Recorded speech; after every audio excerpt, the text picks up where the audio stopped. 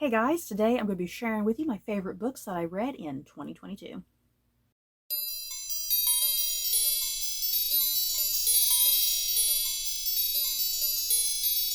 So, as I always do with this particular video that I do every year when I'm going through all of the books that I enjoyed, I always divide it up into two sections.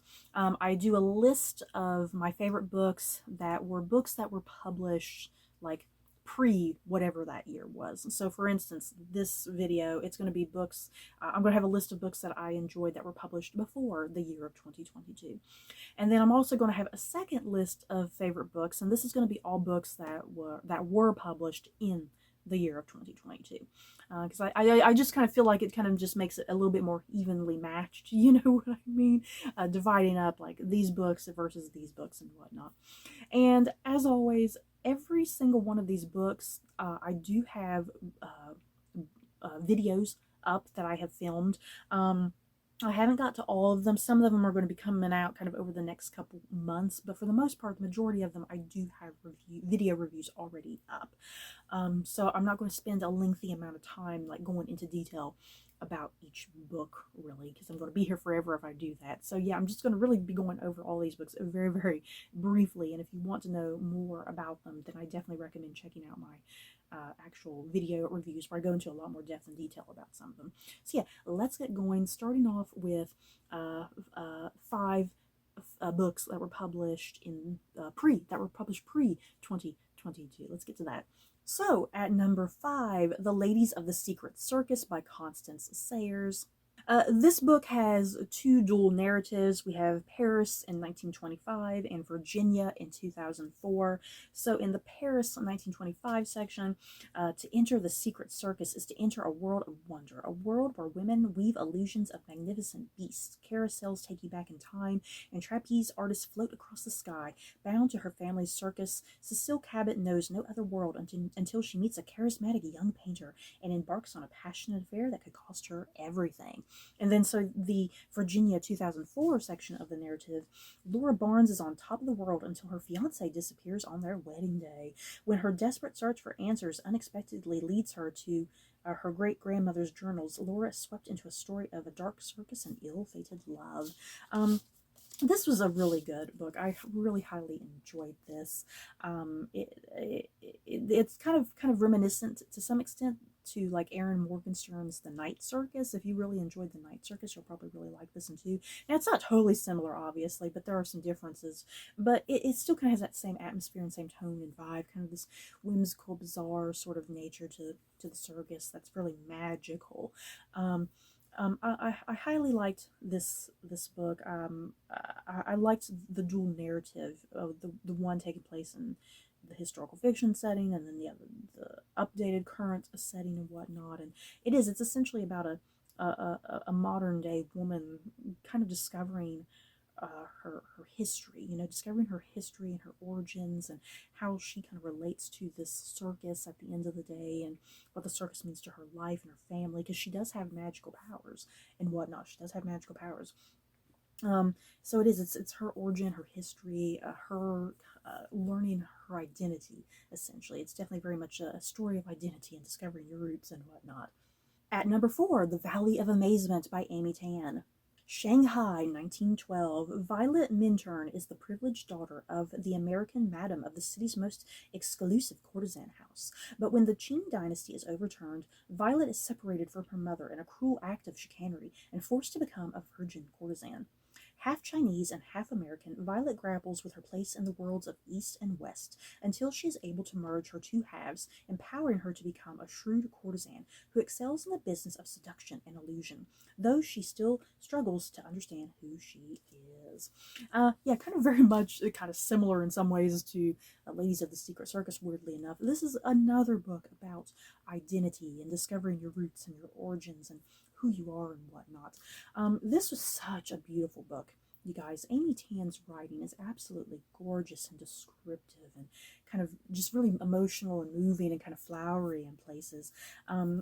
Seriously, her writing, just some of the best top-notch writing you will ever read, I think. And I loved the story that she was telling in this book, and yeah, about a young woman really coming to terms with, she's half American but half Chinese, and it's like she's trying to kind of pick which side she wants to be, but kind of ultimately it's her journey of realizing she needs to accept that she is both. She is not one or the other and whatnot. And yeah, it's a wonderfully powerful story of not only identity, but there's a wonderful love story in here as well. And it's a story about a mother and a daughter and kind of that fraught relationship and whatnot. Yeah, if you've read Amy Tan in the past, this is definitely another must to add to your collection, I think. At number 3, The Jane Austen Society by Natalie Jenner.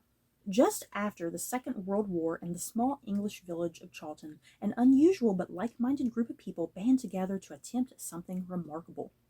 In the early 1800s, Chawton was the final home of Jane Austen, one of England's finest novelists. By the 1940s, little remains of her legacy but a few distant relatives and their diminishing estate, including the cottage where Jane Austen wrote or revised her books. With the winds of change blowing through the country in the post-war days, and the cottage's future now in the hands of fate, a group of disparate individuals fight to preserve both Austen's home and legacy for the world. This book, you guys, this was such a quaint, charming, very British book. I absolutely loved it. Just ticking off all those things that I love. Taking place in Britain, taking place in post-World War II Britain, following a bunch of people with demons and traumas that they're struggling with. Jane Austen, it's about people forming a club about Jane Austen, essentially, because they want to protect her ancestral home. This was such just a wonderfully powerful, emotional book that just really, it kind of feels good in some ways. You know, it feels good, it's really uplifting, it's very hopeful, and it's about all these people who have come out of World War II and kind of this struggle, like, what am I living for? There was just so much loss and so much death, and what are we living for at the end of the day? And just kind of this whole thing of an uncertain future, uncertainty with their lives and uncertainty with the future of their country. And it's just so wonderful. And yeah, what brings all these characters together is their shared love and passion for the works of Jane Austen. And yeah, the relationships they all form as a result, the sense of community that they build. It's a very hopeful and uplifting sort of book, and I definitely recommend this. At number 2, An Echo in the Bone by Diana Gabaldon. And this is like, what, book 7? Seriously, I always lose count. Whenever I'm trying to think about these books, I always lose count. I think this is book 7 in the series, you guys. I definitely cannot really give too much away in regards to this book, because this book is very, very deep into the Outlander series by Diana Gabaldon. But yeah, once again, another wonderful addition to the Outlander series. I just always continue to love Diana Gabaldon's her unique sense of wit that she gives to the narrative. She knows and understands her characters so well. She understands and knows the world so well. I just love the intense amount of research that she does with these books too, because sometimes she just kind of just there's some little random thing in here, some little random tidbit that does it really add to the narrative? Sometimes no, but it's like, it's still so fun, you know. It's so fun to kind of learn some of these little weird, wacky historical details that she'll throw in here. And yeah, with this book, we are now entering the American Revolutionary War. Finally, we have been spending so many other previous books kind of, because Claire is from the future, she's a time traveler, she knows that this war is coming, so it's finally here, and there's all sorts of chaos going on, and how do the main characters, how do they all kind of fit into that, and how are they going to kind of make their way into this new world, this new normal for them with this war. And yeah, not only do we have a lot of stuff taking place in America in this book, but there's a brief little bit where we finally get to travel back to Scotland, which was nice. And yeah, oh boy, this book definitely ends on a cliffhanger, you guys, and I cannot wait to pick up the next book. And at number 1, the All Souls Trilogy by Deborah Harkness. I finally made my way to this trilogy, yeah guys, this year. I have been just really looking forward to starting this trilogy, because I had previously been watching the television series. So I watched the entirety of the television series first before getting into this series.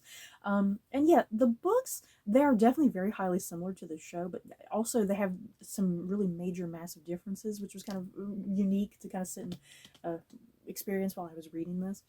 But yeah, what the All Souls trilogy is about, you guys, let me give you the synopsis really quickly.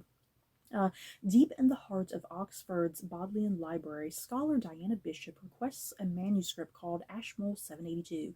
In the course of her research, coming from an old and distinguished lineage of witches, Diana senses that the ancient book might be bound up with magic, but she herself wants nothing to do with sorcery, and after making a few notes on its curious images, she banishes it quickly back to the stacks. But what she doesn't know is that the old alchemical text has been lost for centuries, and its sudden appearance has set a fantastical underworld stirring. Soon a distracting horde of demons, witches, and vampires descend upon the Bodleians' reading rooms. One of these creatures is Matthew Claremont, an enigmatic and eminent geneticist, practitioner of yoga, and wine connoisseur, and also a vampire with a keen interest in Ashmole 782. Seriously, I love this whole trilogy. So good. I really liked Deborah Harkness's kind of her own spin on witches, vampires, and demons, because there's definitely similarities there, similar sort of tropes that you see, but she still manages to kind of make it uniquely her own and do her own thing. And yeah, this is all like older characters, people more like in their late 20s and 30s and 40s and stuff like that. This is like no Twilight. This is no Twilight with a bunch of angsty teenagers running around. This is definitely like the mature woman's Twilight, if you will. Does that make sense?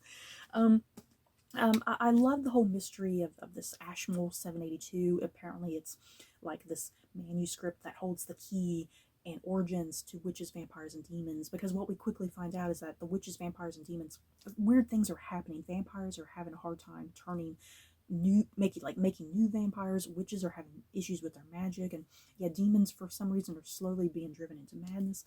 So it's up to Diana, who is a witch, and Matthew, who is a vampire. It's up to them to find this mysterious manuscript and figure out, hey, can we fix this situation? And yeah, what this whole story is ultimately about, it's about this coming together of these groups of people who are very different and have sat and separated themselves through the centuries rather than coming together and bonding. Um, and yeah, here's Matthew and Diana. It's very taboo. It's incredibly taboo for a witch and a vampire to get together, but here they are together making it work and having such an incredible love story and whatnot. And yeah, boy oh boy, is it a very sexy, attractive love story. I loved. So yeah, if you like the world of the supernatural and you want to see like an adult take on like vampires, witches, and demons, I think you'll really highly enjoy this. So, moving on from that list, I'm going to be heading now into my favorite books that were actually published in the year of 2022. At number 10, The Paradox Hotel by Rob Hart.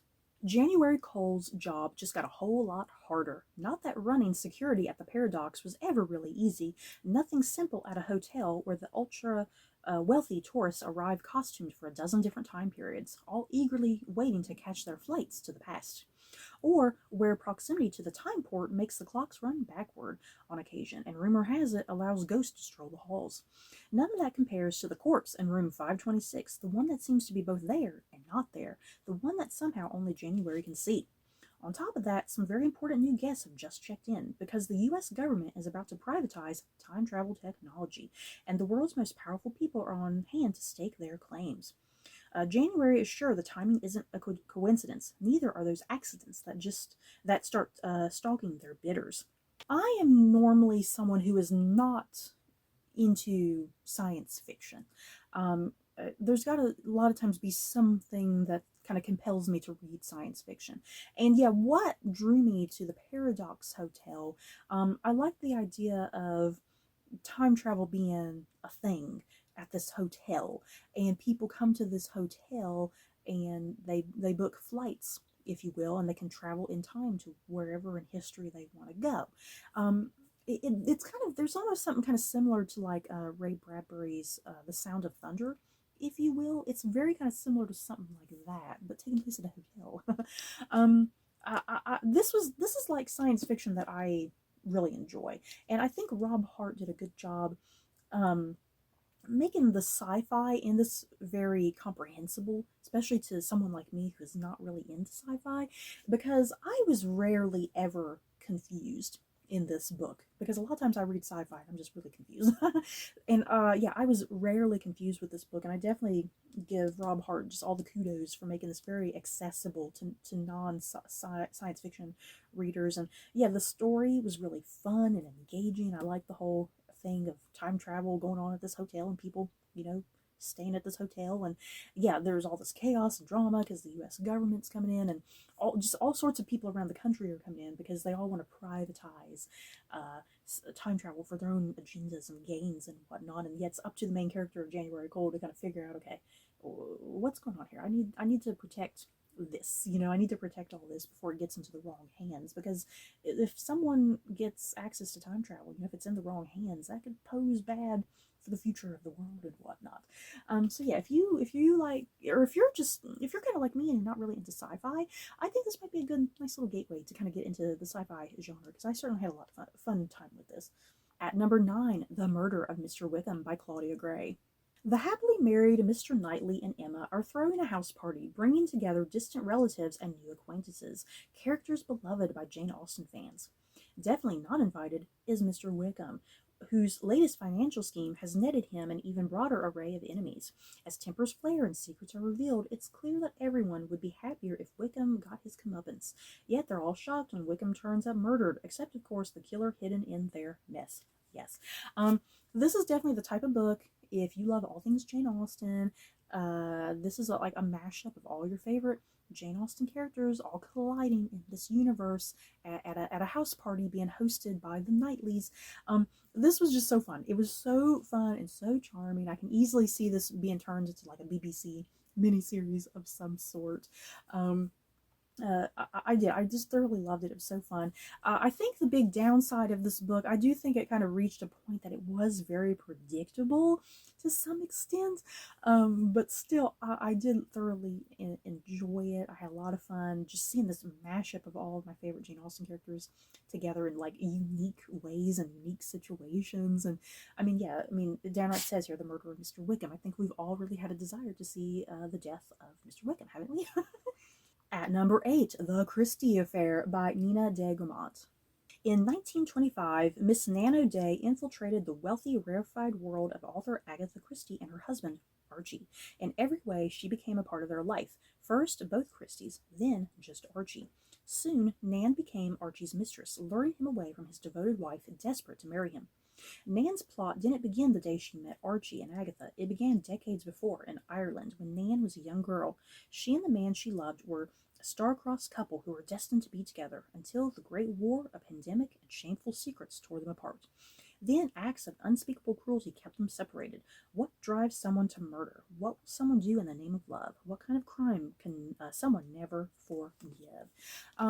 This book, this is kind of an imaginative retelling, if you will, about the real-life disappearance of Agatha Christie. Agatha Christie really just kind of randomly disappeared for like almost a week or so, something like that. And until her dying days, she never talked about it, like what happened. So since that time, since her disappearance, there's always been conspiracy theories, did she have amnesia? Was her husband trying to have her killed? Or was she trying to do something else to try to punish her husband? There's always been so many conspiracy theories. So yeah, this is Nina de Gramont's kind of take on what happened during Agatha Christie's real-life disappearance. And yeah, it's very highly fictionalized. And what's also fictionalized, because Archie Christie, he really did have a mistress. But yeah, the mistress in this is a fictionalized version of her.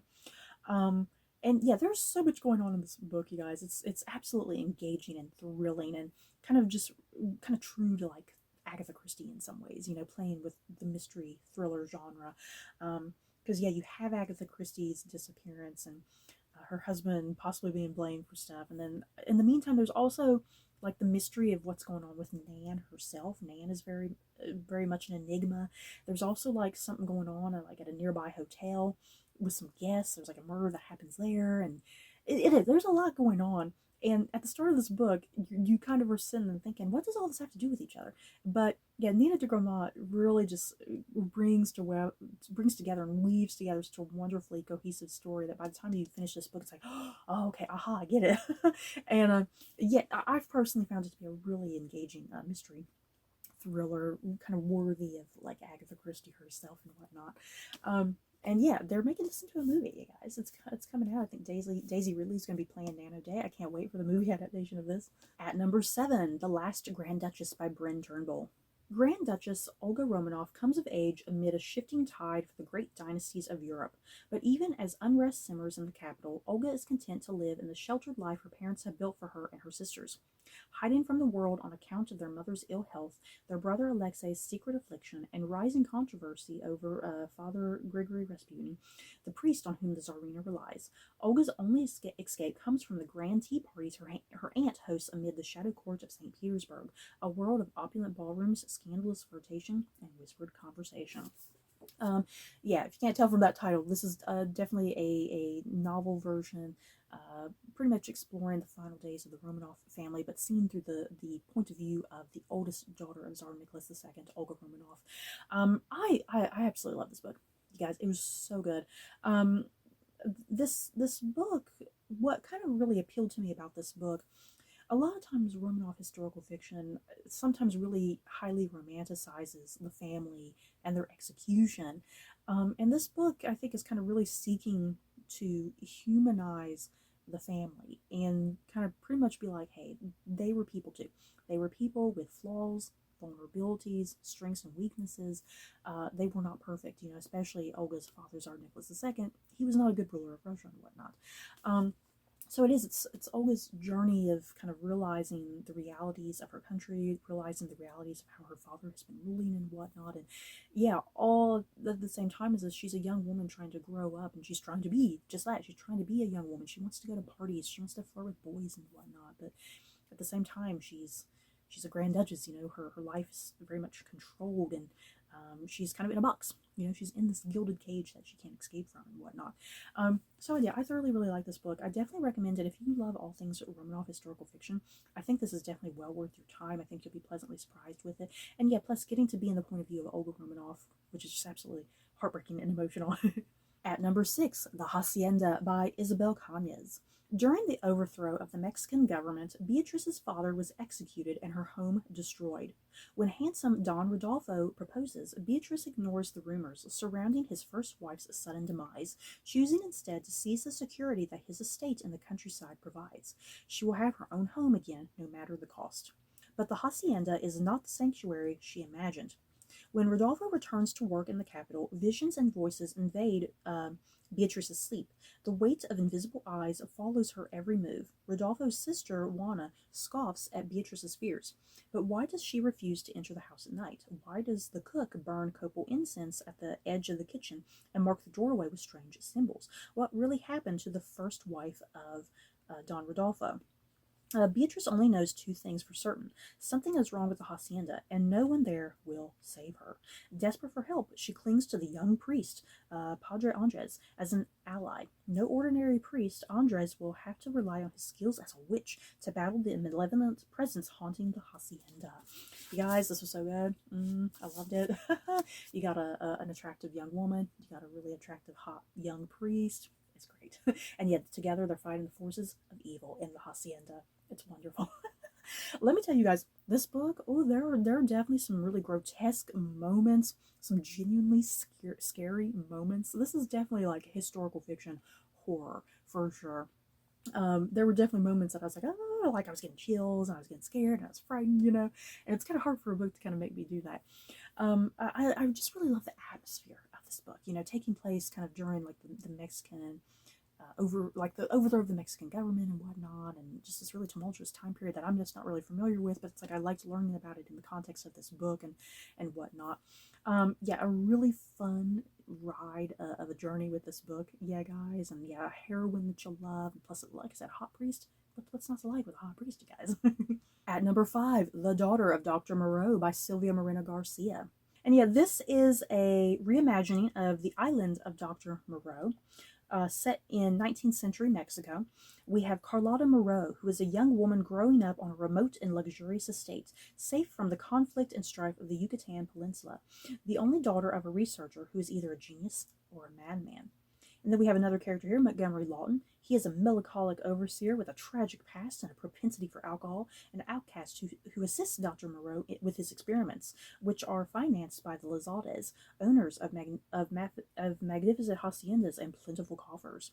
And then you have the hybrids themselves, the fruits of the doctor's labor, destined to blindly obey their creator and remain in the shadows, a motley group of part human, part animal monstrosities. All of them live in a perfectly balanced and static world, which is jolted by the abrupt arrival of Eduardo Lizalde, the charming and careless son of Dr. Moreau's patron, who will unwittingly begin a dangerous chain reaction. Yes. You guys, I said this in my review for this book. I have never read The Island of Dr. Moreau. I cannot believe I have never read The Island of Dr. Moreau. So a lot of the stuff going on in this book, I wasn't able to kind of entirely compare to that book. But yeah, from my understanding, this is definitely just Silvia Moreno Garcia, just her completely unique take on that, her total reimagining of that world. And yeah, not focusing on Dr. Moreau at all, focusing on kind of, I like this fictional daughter that has been created, Carlotta Moreau. I love this book. It was so good. Very much kind of like the Hacienda, this really nice atmospheric vibe to it, taking place in a part of history that I'm just absolutely not familiar with at all. And yeah, how that historical backdrop, the historical backdrop of this book is really critical and pivotal to a lot of the big climatic parts that are going on in this book, and why the characters are kind of making some of the choices and whatnot that they're doing. Yeah, Silvia Moreno Garcia has done it again. Another book that I thoroughly enjoyed. I didn't know she could top Mexican Gothic. This is just as good, I think. I really enjoyed it. At number 4, A Brilliant Night of Stars and Ice by Rebecca Connolly. Shortly after midnight on April 15th, 1912, the captain of the Carpathia, Arthur Rostron, wakes to a distress signal from the Titanic, which has struck an iceberg on its maiden voyage. Though information is scarce, Rostron leaps into action, determined to answer the call for help, but the Carpathia is more than 4 hours away, and there are more questions than answers. Will his ship hold together if pushed to never-before-tested speeds? What if he also strikes an iceberg? And with the freezing temperatures, will there be any survivors by the time the Carpathia arrives? Kate Connolly is a third-class passenger on Titanic, and she is among the last to receive instructions and help after it hits an iceberg. Despite the chaos of abandoning ship, Kate is able to board a lifeboat, though after seeing the Titanic sink into the abyss and hearing the cries from hundreds of people still in the water, she wonders if any rescue is even possible. Told in alternating chapters from both Captain Rostron and Kate Connolly. This is a compelling, heart-pounding account of two eyewitnesses to an epic disaster. Rostron's heroic and compassionate leadership, his methodical preparations for rescue, and his grit and determination to act honorably and selflessly to save lives and care for the survivors sets the course for this awe-inspiring story. And that's definitely what this book is. It is definitely a very awe-inspiring story, a journey and whatnot. There's something about this book that, even though, because it's about the sinking of the Titanic essentially, and the Carpathia coming to the rescue, the story ultimately ends in tragedy in some ways, but against that tragedy is this backdrop of a story of a captain who risked everything to go save possible survivors from the Titanic and whatnot, and him really pushing himself and pushing his crew, and then even his passengers, his fellow passengers, really coming through as well and doing what they can to help the survivors. It's a remarkable story of what people will do in the face of tragedy. Who will rise to the occasion, who will fall behind, act selfishly or cowardly. It's a very emotional sort of book in some ways, but at the same time just kind of hopeful and weirdly uplifting, against this backdrop of the sinking of the Titanic.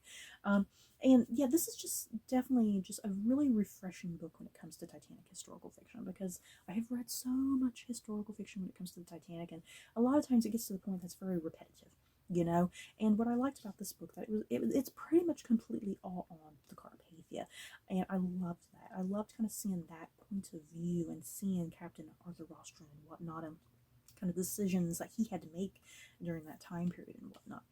So yeah, if you love all things Titanic historical fiction, I think you'll definitely highly, highly appreciate this book, because I certainly did. At number 3, The It Girl by Ruth Ware. April Clark Cliveden was the first person Hannah Jones met at Oxford. Vivacious, bright, occasionally vicious, and the ultimate it girl, she quickly pulled Hannah into her dazzling orbit. Together, they cultivated a group of devoted and inseparable friends during their first term. By the end of the year, April was dead. Now, a decade later, Hannah and Will, who was like a former classmate, are expecting their first child. And the man convicted of killing April, former Oxford porter John Neville, has died in prison. Hannah is relieved to have finally put the past behind her, but her world is rocked when a young journalist comes knocking and presents new evidence that Neville may have been innocent. As Hannah reconnects with old friends and delves deeper into the mystery of April's death, she realizes that the friends she thought she knew all have something to hide, including a murder. You guys, this book, so good. Another fantastic, wonderful, compelling mystery thriller from Ruth Ware. I initially had my concerns kind of heading into this book because there were things about this book that were reminding me of her previous book several books back, The Lying Game, and I didn't particularly really like The Lying Game that much. So I was like, I don't know how I'm going to feel about this. And boy, oh boy, did Ruth Ware prove me wrong, because I absolutely freaking loved this book. It was so good, you guys. I loved the mystery and the thriller. This murder of a young woman who was in the prime of her life, and that there was a man who went to prison that they believed it was the man who killed her and whatnot. But then, yeah, years later, new evidence is resurfacing, and was this man wrongfully put in prison? Was it actually was it someone who murdered her that was in their friend group, you know? It's really compelling and interesting. Yeah, guys, I really loved it. I definitely recommend this if you love just Ruth Ware in general, if you love her narratives. I also recommend this if you love stories that take place like in a college setting, you know, because half of this book is divided between the college setting, and then half of the book is like taking place like a decade after the fact, and everybody kind of coping from this tragedy and how it affects them. And yeah, is there more than meets the eye? Is there new evidence out there, and someone that they didn't think of that could have done the murder, you know? So yeah, a wonderfully great book, you guys. I freaking loved this book, and as always, I can't wait for the next books that Ruth Ware produces because they're always so good. At number 2, Fairy Tale by Stephen King. Charlie Reed looks like a regular high school kid, great at baseball and football, a decent student, but he carries a heavy load. His mom was killed in a hit-and-run accident when he was 7, and grief drove his dad to drink. Charlie learned how to take care of himself and his dad. When Charlie is 17, he meets a dog named Radar and her aging master, Howard Bowditch, a recluse in the big house at the top of the big hill, with a locked shed in the backyard. Sometimes strange sounds emerge from it. Charlie starts doing odd jobs for Mr. Bowditch and loses his heart to Radar. Then, when Mr. Bowditch dies, he leaves Charlie a cassette tape telling a story no one would believe.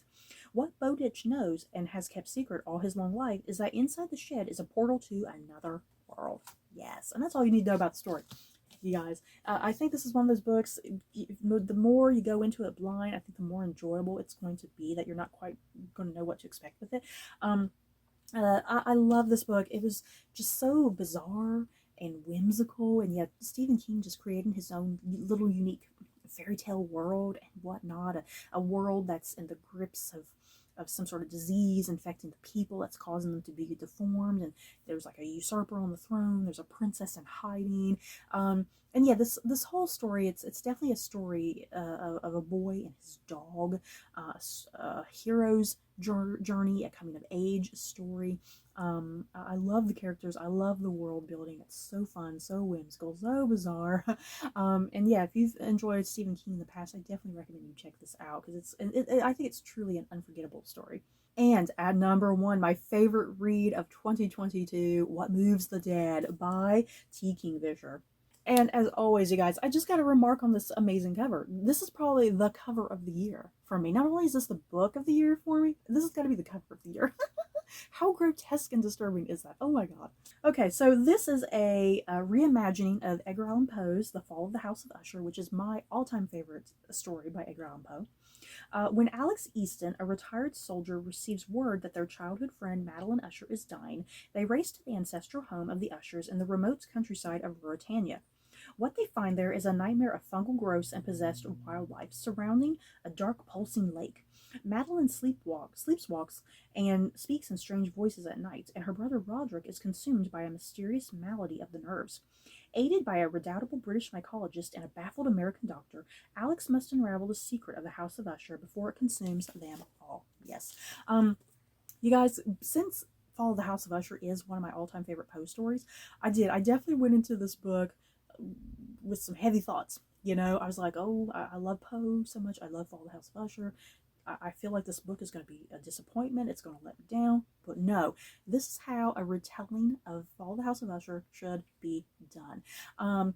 It's like it's following the story pretty much. You know, if you know the story, it's definitely following the story pretty much. And but yeah, T. Kingfisher's definitely kind of thrown her own nice little nuances in there that kind of really develop the world building, kind of expanding what Poe already kind of put in there, kind of providing more answers to certain things, you know.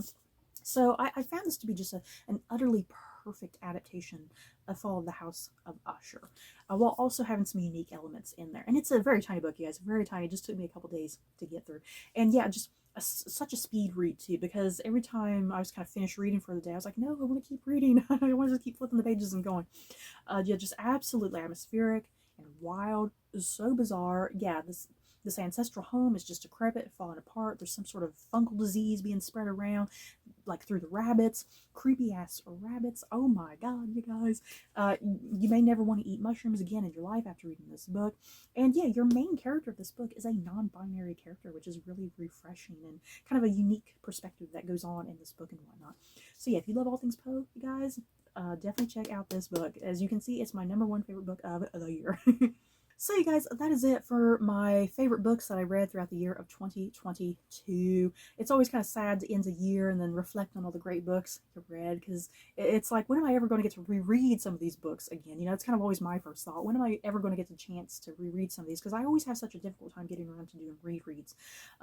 But yeah, you guys, let me know in the comments below, what were some of your personal favorite books that you read last year? And yeah, any of the books that I have on my list, did you get around to any of those? Just let me know. So you guys, that's it for this video. Don't forget to like, comment, and subscribe. And if you like this video, you may like these other videos.